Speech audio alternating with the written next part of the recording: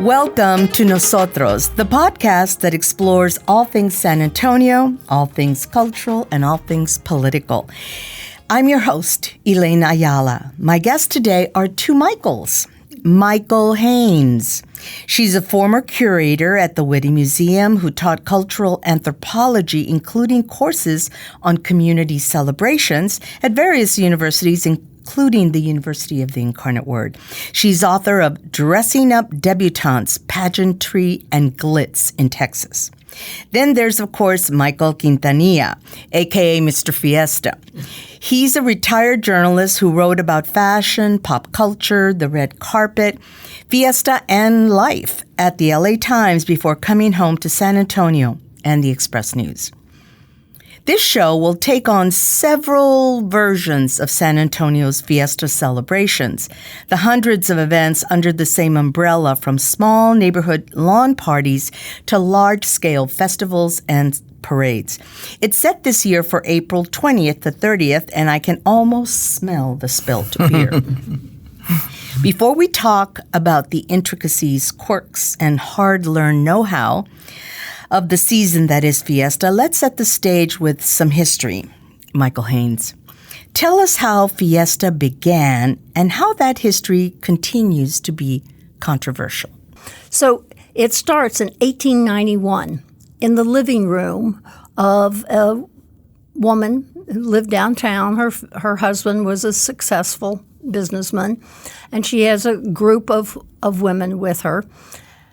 And supposedly, can I interject? Sure. They're white ladies. Oh, definitely. Okay. I'm sorry, that went without saying. I should have been more specific. And supposedly they are sitting around talking about how the heroes of the Battle of San Jacinto, which of course was the concluding battle in the Texas Revolution against Mexico, how the heroes who were still alive at that point in 1891, even though the battle was in 1836, there were a few old ones left, that there had never been a parade in honor of them. There had been oratorical things and picnics in San Pedro Park, but they'd never had a parade. For whatever reason, the women all decided, oh, this was a wonderful idea. And there are various suggestions as to why it became Battle of Flowers. Some said they knew of symbolic battles in Mexico. Someone mentioned Nice. But whatever the source was, it was an actual battle of throwing flowers at one another. The parade was made up of some floats, a lot of decorated carriages, bicycles, because bicycles had become very popular in the 1890s. And they went down, I guess they went down Broadway. I frankly have forgotten. And they split in half, and they circled around one another in front of the Alamo. And that is where the symbolic flower battle took place. And supposedly, from some accounts I read, some people really got into throwing these poor flowers back and forth. And this flower component stayed part of it for about 5 or 6 years. So a newspaper story said that all of South Texas had been wiped clear of all the wildflowers because they'd all been picked to decorate the floats and then to throw at bystanders and one another. So this parade is enormously successful. The women are very proud of it, and their husbands, the businessmen, say, aha, there is an opportunity for profit in this. So they immediately start adding additional events downtown. At one point, there was a trapeze thing that went on. There was a tightrope that went across Main Plaza. And so the businessmen are trying to pull people down to make money. The women are trying to keep some sort of focus on history because they want this to be a historical and patriotic event. Of course, the irony in all of this is that we are in San Antonio. We're not in Houston, which is where the battle took place. We're at the Alamo. So instead of honoring the heroes of the successful heroes, we have this underlying thing of the martyred ones at the Alamo. And the Battle of Flowers and a couple of other organizations do keep trying to keep some sort of recognition of that. The whole thing begins growing into a 2 to 3 day event. It called Spring Carnival. It just grows and grows, adding parades. There was a baby carriage parade. There were all kinds of short-lived parades. But the Battle of Flowers parade was kept as the absolute corner part of the entire thing, the cornerstone of it. You can see the change in the name. Then from Spring Carnival, which really does just have resonance with these original Anglo-German San Antonians. Then it becomes the Fiesta de San Jacinto. And very early, even by the 1920s, you have social events that are tamaladas and so forth. And so you have a lot of Mexican culture being introduced into what is essentially, at the very beginning, a very, very Anglo event. And here's the part that I wanted for us to get into, too. Please feel free to interject, Michael Quintanilla. Is that the battle has, of course, the battle at the Alamo has been viewed in transformational ways. Right. And there are lots of people, me included, in some of my columns. We see it as a symbol of white supremacy, because what we were never taught in school and does not exist in history textbook of the time, 60s, 70s, 80s. Probably even now it's still barely talked about. It's better. It's better. But you could not even find slavery in a Texas history book. And that was a cornerstone, again, using that word, of the revolution. The reason that immigrants, as they were called then, came from the American South to Texas, which is a republic, is because they wanted to preserve the Southern slavery, that version of slavery. It was sort of wiped away. It was whitewashed. And there are activists, social justice activists, to this day, do not ever go to a Fiesta event. So that is still with us. And I wonder if either one of you want to take that one on, or does my statement stand? I think your statement stands, but Michael? I think that's a real shame. True. Because the beauty of Fiesta is that it was encompassed by everyone. Yes, it took time. It spread. The whole Alamo, the whole origin is lost. Nobody really knows about it. I agree. I think that now Alamo is a separate, in my opinion, it is a separate issue, particularly now that the streets have closed and the parade's not going by in front of it anymore. That's right. The Alamo is a very contentious problem, and I absolutely agree with that. But it's not part of Fiesta. Although Fiesta there is a procession event that still takes place. Yes, but have you ever been to it? A very solemn procession. It's very solemn, and there aren't many people. There are not many people. I have gone to I've gone to several. Every event, and it's the vast majority of San Antonians don't have a clue about it because they grow up taking the bus, going to the parade, all of those individual family traditions, and that's what's Fiesta to them. Yes, and I agree. So I wish the Alamo and its issues, which I think are extremely important, could be set aside from Fiesta. Or divorced from Fiesta. I'm not sure it's going to happen, but Michael. Well, if you look at this year's calendar, may I? Mm-hmm. So, I mean, look at this. and it's teeny tiny type. And those are the official events, The official events, not the unofficial, like all the other things that happen that are not official Fiesta sanctioned events, right? Which hope to become sanctioned. They want to, yeah. I know so many organizations right now. You have to have two commissioners to attend your event, and then they will either approve it or say, try again next year or something like that. And why do they want to be part of it?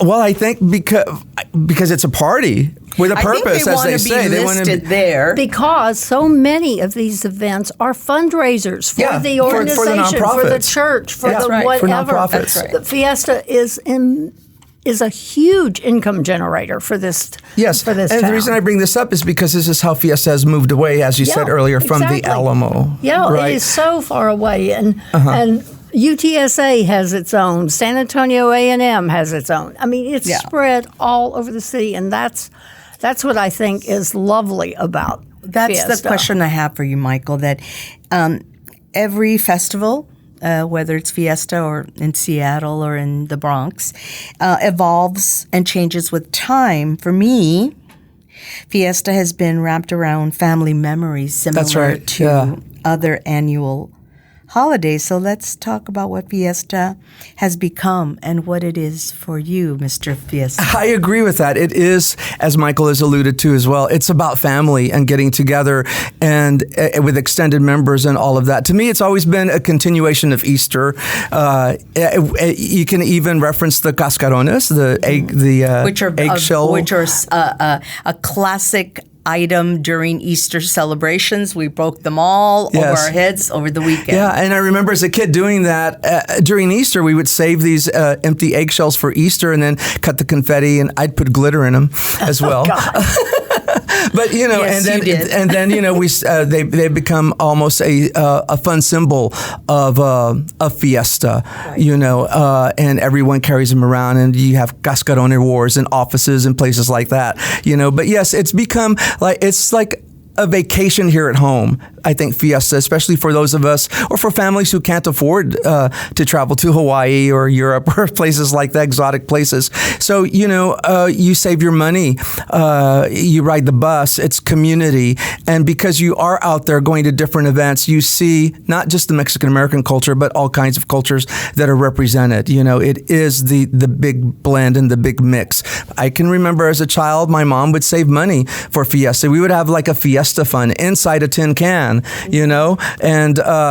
this would be our bus fare, and then this would be money to buy a drink and maybe a snack, and of course, and then go to the parade. We never bought a ticket for a seat because we would sit on the edge of a street curb or something like that. That's where you're supposed to sit. Exactly, with la gente, with the people, That's right. and you could move around, and that's what I remember about Fiesta is just the constant moving around. Isn't she beautiful? She's gorgeous, There you go, right there. Yeah.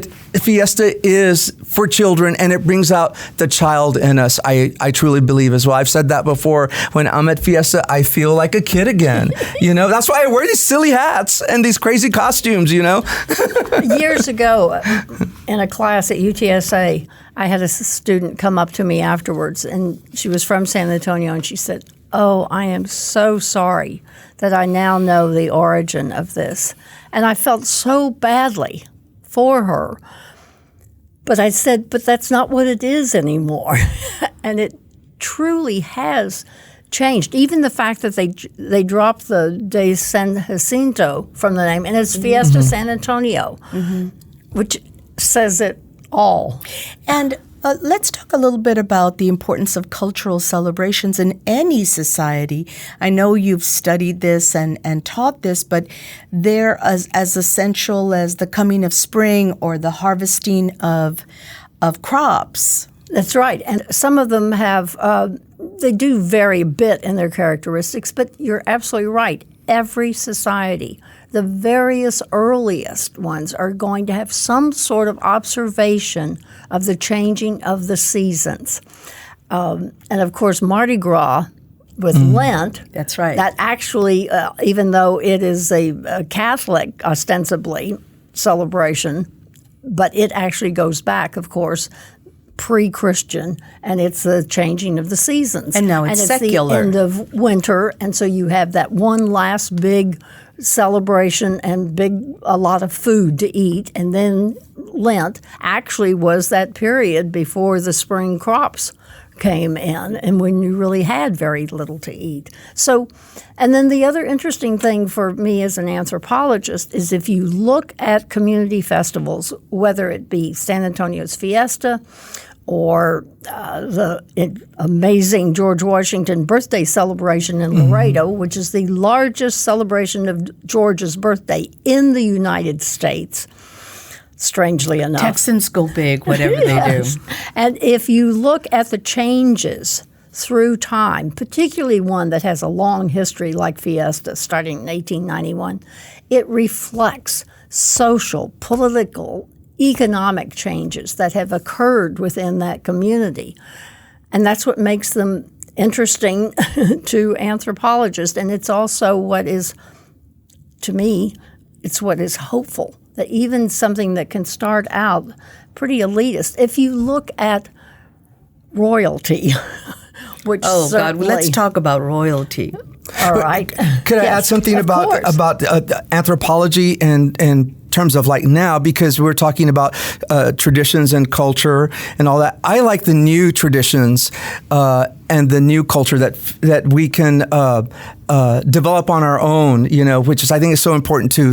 And the rituals that we have. I know people who it is a ritual for when people get together for Fiesta, and they cannot begin Fiesta unless they go to Market Square and have a lengua taco or something like that. A gordita. That's right. Yeah, and then that's our kickoff. That's our ritual. So it's you're absolutely right. It's like these new rituals, these new customs. My sister and I get together and we decorate her shoes. Show me your shoes, right? Yeah. So it's like things like that. Or you make a new hat. Now we have the Hat Social Club of Fiesta, where people who love to make hats get together and they bond and they talk, and everyone's wearing a crazy Fiesta hat. I mean, that to me is like also almost like religion, the religion of Fiesta. Right, and that's why Fiesta is so loved, is because it has changed so much, and so many individuals all over this city have their own traditions. Right. I have a friend in Minneapolis. There's an aqua festival or some such in the summer, and she said nobody here wants to have anything to do with it. It's really just a very small group, and it's sort of for tourists, and everybody else gets out of town. Everybody comes home for Fiesta. That's right. Or takes vacations to work every night of Niosa to, fill beer cups. That's right. Think of the metal mania and those that have collected thousands of medals over time. That's right. Much so that one of my little nephews, who's now in his 20s, when I was, I was collecting a lot of medals then, and he said to me, he was 3, when you die, who's going to get your medals? As if it was a great thing to leave behind for those that would follow. It was gold to him. Yes. So the hats are part of it. The Mexican, the appropriation of Mexican dresses and Mexican guayaberas are also another thing that has just permeated Fiesta. From penners to the high end, from those you can get at Walmart. Yes, they're everywhere. They are. You're absolutely right. It's become fashion as well, right? A Fiesta fashion, which I've been asked about a lot. Like, what is Fiesta fashion? Well, it's exactly that, and more. It's just wearing. Even when you think about wearing a hot hue, a hot color, I think it's derivative of ballet folklorico colors, right. Which is also, When we look behind at your amazing hat, one of many that you wear for Fiesta, I mean, these are the colors, right? Yes. And so people get more elaborate all the time. Yes. And some of what is Fiesta fashion is just so functional, because they're loose cotton dresses or shirts. That's why And get you through the holiday, through the whole. And guayaberas are so wonderful because you don't have to tuck them in. April. So it all makes sense. Yeah. The first time I ever realized the power of the metals, my daughter and I, who at that point she was in high school, I guess, and we had gone down to watch the formation of Saturday Night Parade, and we were down. This is great. The wonderful restaurant with the tilt that used to be tilt. Oh, Liberty Bar. Liberty Bar. Yes. On Josephine. Yes, because of what they'd done to it. But we had been down there, and you could watch the people forming. And then we were walking back, and I don't even remember whether it was Antonio or Rafael or somebody or one of the aides, somebody with medals. And she had never done that much, she'd go to an IOS or whatever, but she went up to him and he said, "Oh, do you want a medal?" And so she went up to him and he said, "How much do you want it?" And she was a very, very pretty teenager. Oh, God. Are we about to get a rated X story? And he said, "Well, you have to kneel." And I couldn't believe that my daughter, who will kneel for no one, sort of lowered herself just a bit. Okay. So that she could get that medal. I couldn't believe it. She now denies it, but I saw it. Yeah, Okay, so there is that too, right? There's the sort of caste system that developed around Fiesta that is still with us. I mean, when we look at the Cavaliers, there are some Mexican-American members, but it is by far the most white male organization. They're white Mexican Americans. I'm sorry. Well, I've seen a couple of slightly brown ones. Oh, okay. But you're right. Better. It's a conservative group. I can say Yes. that. It's a certain socioeconomic level, and it's a certain brotherhood. Right. Rafael, interestingly, Rafael was developed by the LULAC organization, a civil rights organization, to counter this. It wasn't. No. Tell me about that. Rafael, LULAC was a part of it, but it was a West Side parish, and it started in the 1930s. It's a West Side parish. Yes, Were and they had celebrating nothing to do Fiesta with de us. las Flores? Nothing. No, it had Was it? nothing to do with it.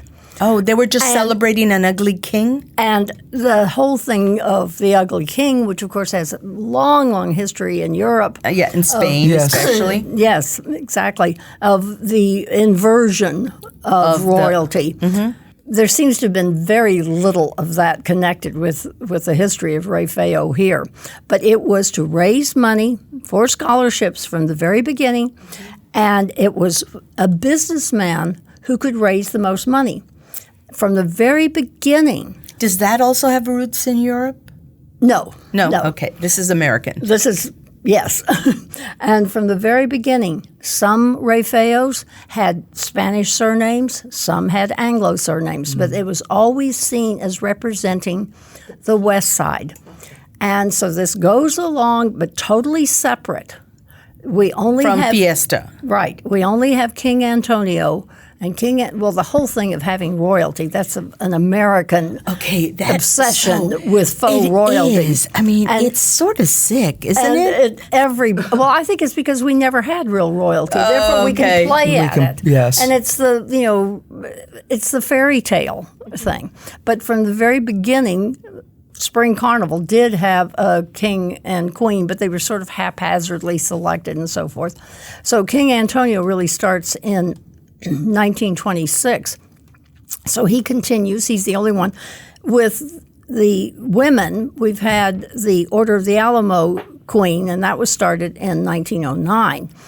But even by 1950, we started having more popular elected queens. That's when Miss Fiesta was established. Then Queen of Soul was 1969.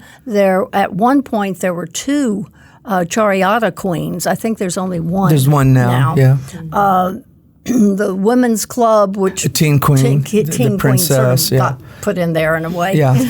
Yeah. And excuse me, and of course, Reina de las Flores. And Miss San Antonio now is part of it too. Right, we have what they call six official Fiesta queens. Right.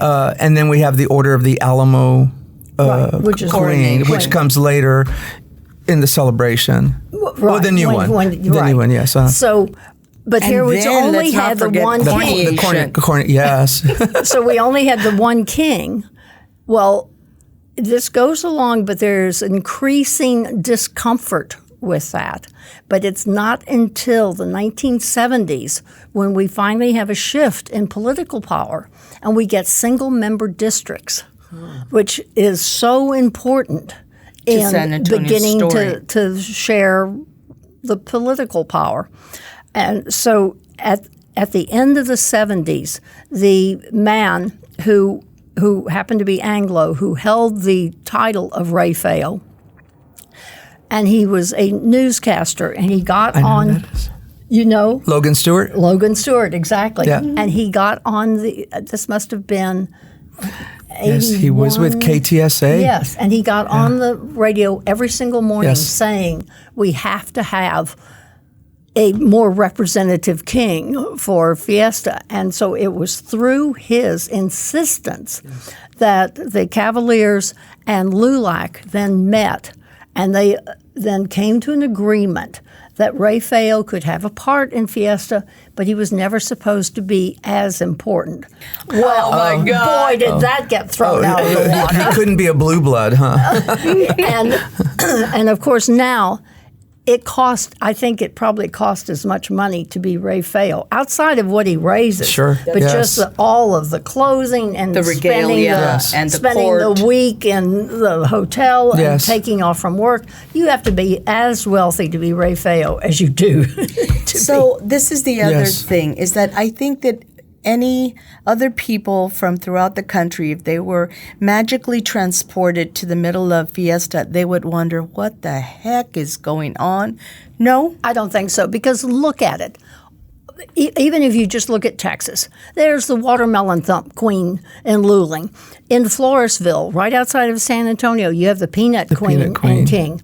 And in the parades, those trains look just as shiny, look just as royal as anything from Order of the Alamo. And all over this country, Louisiana, the Midwest, they're full of queens. They tend to be farm queens, or, they're cattle queens. They're in Louisiana, there are possum queens. We love having queens. Yeah. Now, if you're a dairy queen in the Midwest or upper state New York, you get to have your bust carved in butter that then is preserved at the state fair.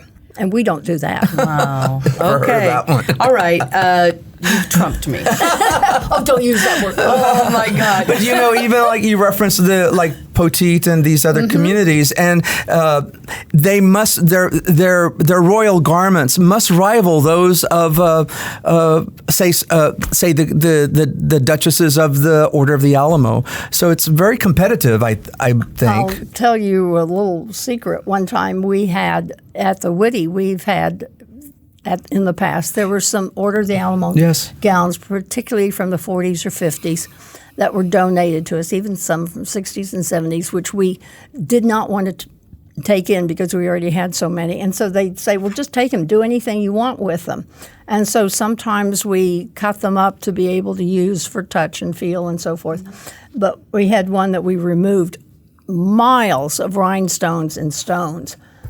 I sold them to one of the mothers from the Floresville Peanut Festival, and she sewed them on her daughters. Goodness. She repurposed them. She repurposed them. That's wonderful. Yeah. So and no, they're not as expensive. Even the Buccaneer Days in Corpus Christi, and that court was absolutely based on San Antonio's coronation, Order of the Alamo coronation. And theirs are pretty elaborate, but even so, they're not as expensive. But when people look at them, you can't tell. Yeah. Both to comment on, sometimes I think it's taken a little bit too seriously by the coronation folks and certain royals who sort of then all of a sudden think they are.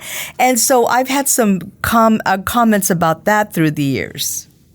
Michael, you start. Well, I guess maybe they do have to take it seriously, to give off that persona maybe when they enter a room or a school. It is fake royalty, however.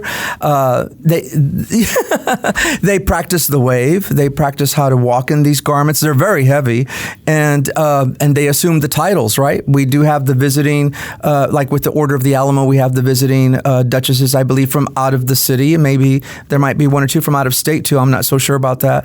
But a lot of money does go into it. And so I think you have to, play the part, I say. The most fascinating thing I found in studying coronation, of course, to begin with, I thought, this is done to impress the peones on the street or to, it's not. It is for each other. I did not believe it at first. But when they're outdoing one another. When you ask, it's a family tradition. Yeah.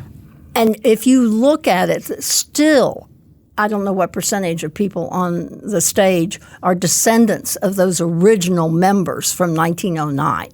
There are outsiders that come, but you cannot just come into town with money and be accepted. You have to go to grade school with the other girls and work your way in. And so it is showing that your family respects this tradition. I know of grandmothers who insisted that the granddaughter be in it and would pay for the gown. And you are right about, and that's one of the ways I interpret it, when you go through this elaborate coronation, with all of this arcane knowledge, you have the theme, and then each of the duchesses has specific elements of that theme, and you listen to all that, and in this day and age with fashion, you wear things that are just loose. This is the only time that you have something that is absolutely custom fitted. That's right. And how much are these families spending on a gown these days? This is something nobody wants to talk about. They always used to say that, it was about the cost of a good car. Well, or double. It's a good car. Probably higher than that now because the materials themselves are much more expensive. And it's a much wider variety. Everything used to be out of satin or velvet and rhinestones and a few beads. And the workmanship is absolutely incredible. It's stunning. Wow. And I think that's one of the reasons it continues because they are so gorgeous. And people still want to see them. It's gorgeous. And still want to see them. That's why the exhibit at the Whitty is so popular. Yes, year after year. Yeah. Royalty again. That's why. Yeah, yes. Okay, we all have a dream. Well, I was the queen of the Order of the Chupacabra one time. Well, there you go. Was that for coronation? No. Oh, okay.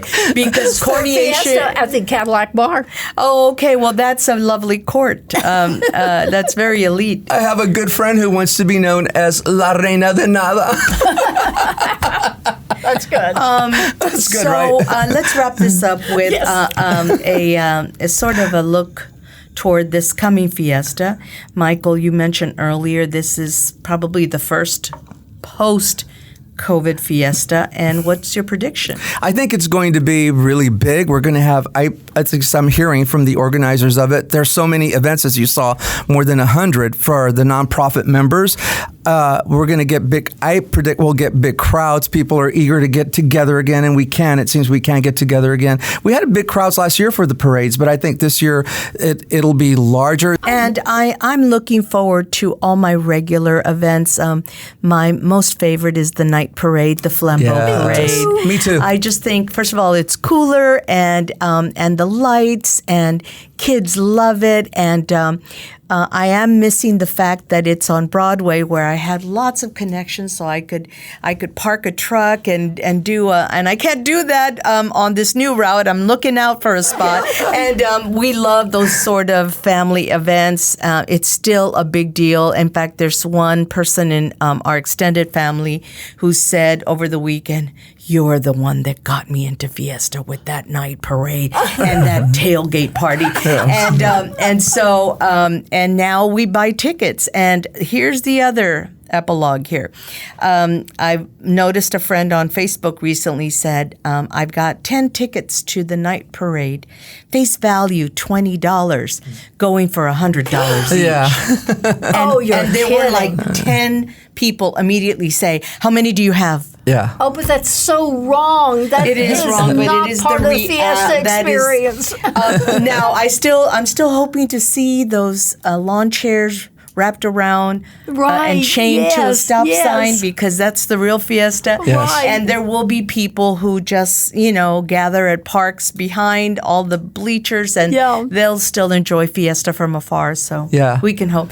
Thank you so We can much hope. for joining me today. We could talk about Fiesta for hours, Forever, but yes. we're supposed to keep it to about 30 minutes, and we're at it. Thank you, Michaele you. Haynes and Thank you, Michael Elaine. Quintanilla. Viva Thank you. Fiesta. Viva. Yes.